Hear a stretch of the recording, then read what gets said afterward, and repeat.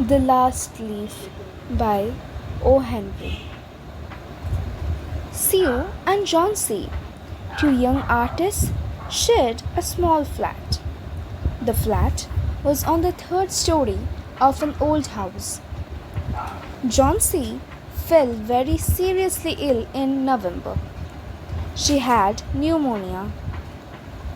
She would lie in her bed without moving, just gazing out of the window. Sue, her friend, became very worried. She sent for the doctor. Although he came every day, there was no change in Johnsy's condition. One day, the doctor took Sue aside and asked her, "Is anything worrying Johnsy?" "No," replied Sue. "But why do you ask?" The doctor said, "Johnsy, it seems, has made up her mind that she's not going to get well. If she doesn't want to leave, medicines will surely not help her." Sue tried her best to make Johnsy take an interest in things around her. She talked about clothes and fashions, but Johnsy did not respond.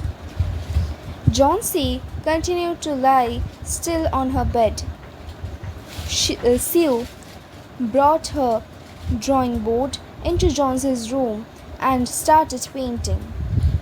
To take Johnsy's mind off her illness, she whistled while working.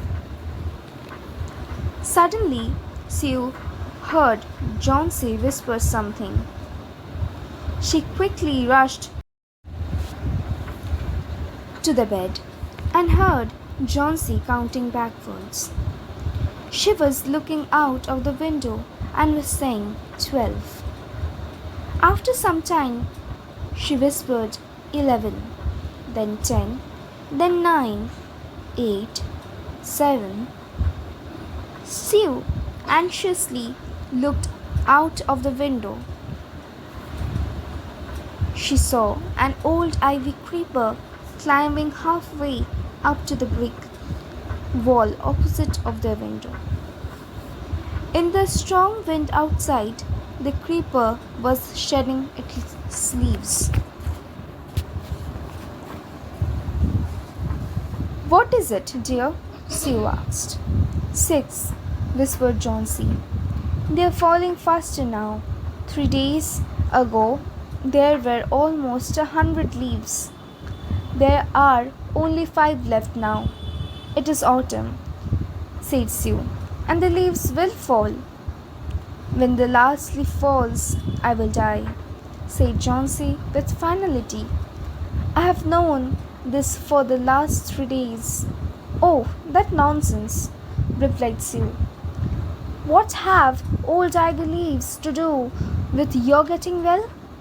The doctor is confident that you will get better." Johnsy did not say anything. Sue went and brought her a bowl of soup. "I don't want any soup," said Johnsy. "I'm not hungry. Now there are only 4 leaves left. I want to see the last one fall before it gets dark. I will sleep forever."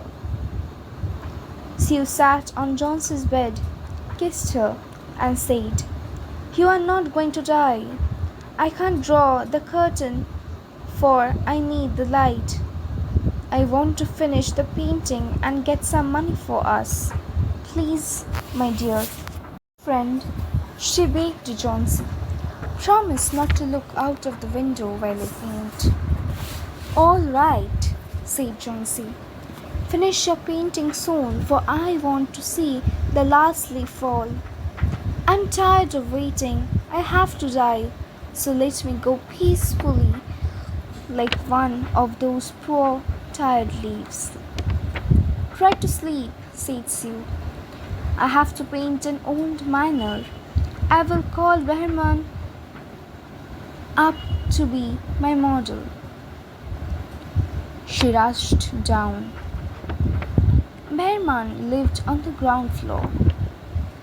He was a 60-year-old painter. His lifelong dream was to paint a masterpiece, but that had remained a dream. Sue poured out her worries to Behrman.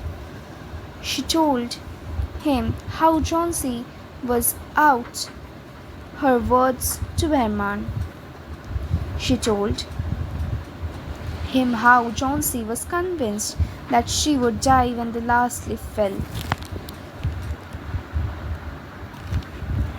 Is she stupid? Asked Behrman. How can she be so foolish? She is running a high temperature, complained Sue. She refuses to drink or eat, and that worries me a lot. I will come with you and see Johnsy, said Behrman. They tiptoed into the room. Johnsy was sleeping. Sue drew the curtains together and they went to the next room. She peeped out the window. There was only one leaf on the creeper. It was raining heavily and an icy cold wind was blowing. It seemed as though the leaf would fall any minute now. Behrman did not say a word. He went back to his room.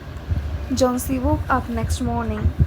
In a feeble voice, she asked Sue to draw the curtains. Sue was nervous. She drew back the curtains very reluctantly. Oh, Sue! Exclaimed as she looked at the giant creeper. Look, there is still one leaf on the creeper. It looks quite green and healthy. In spite of the storm and the fierce winds, it didn't fall. I heard the wind last night, said Johnsy. I thought it would have fallen. It will surely fall today. Then I will die. You won't die, said Sue energetically. You have to leave for your friends. What would happen to me if you die? Johnsy smiled weakly and closed her eyes. After every hour or so, she would look out of the window and find Leaf still there. It seemed to be clinging to the creeper. In the evening, there was another storm, but the leaf did not fall. Johnsy lay for a long time looking at the leaf. Then she called out to Sue. I have been a bad girl. You have looked after me so lovingly, and I have not cooperated with you. I have been depressed and gloomy. The last leaf has shown me how wicked I have been. I have realized that it is a sin to want to die. Sue hugged Johnsy. Then she gave her a lot of hot soup and a mirror. Johnsy combed her hair and smiled brightly. In the afternoon, the doctor came. After examining his patient, he told Sue, Johnsy has now the will to live. I'm confident she will recover soon. I must go downstairs and see Behrman. He is also suffering from pneumonia, but I'm afraid there is no hope for him. The next morning, Sue came and sat on Johnson's bed. Taking Johnson's hand in hers, she said, I have something to tell you. Mr. Behrman died of pneumonia this morning. He was ill for only 2 days. The first day, the janitor found him on his bed. His clothes and shoes were wet and he was shivering. He had been out in that stormy night. Then they found a ladder and a lantern still lighted lying near his bed. There were also some brushes and green and yellow paints on the floor near the ladder. Johnsy, dear, said Sue. Look out of the window. Look at that ivy leaf. Haven't you wondered why it doesn't flutter when the window blows? That's Behman's masterpiece. He painted it the night the last leaf fell. Thank you.